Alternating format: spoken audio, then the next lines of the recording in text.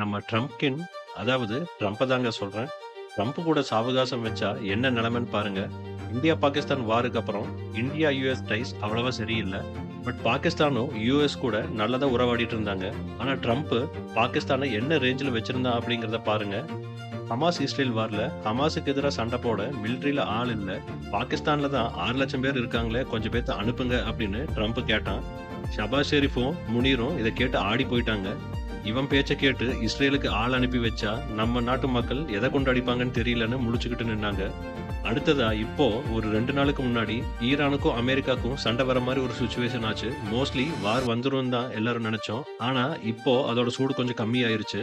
Trump Munir கிட்ட பாகிஸ்தானோட military instalment எல்லாத்தையும் ரெடியா வச்சுக்கோங்க, எங்களுக்கு எல்லாமே தேவைப்படும் அப்படின்னு கேட்டிருக்கான். இத கேட்டும் முனீர் திரும்ப ஆடி போயிட்டான்.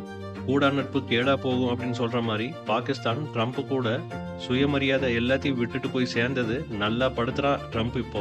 இந்தியா மேல ட்ரம்ப் நிறைய டாரிஃப் போட்டு பாடாப்படுத்தினா, ஆனா நம்ம யுஎஸ்க்கு வளைஞ்சு கொடுக்கல. கெத்தா ஆல்டர்னேட் சொல்யூஷனை பார்த்துட்டு போயிட்டோம். டெம்பரரி ஃபிக்ஸா ட்ரம்ப்புக்கு அடிபணிஞ்சு போயிருந்தா நம்ம நிலைமையை யோசிச்சு பாருங்க. நம்மள என்ன ட்ரீட்மெண்ட் பண்ணியிருப்பான் அப்படின்னு. நம்ம கவர்மெண்ட் இந்த விஷயத்தை ஹேண்டில் பண்ணது ஒரு நல்ல முடிவு தான்.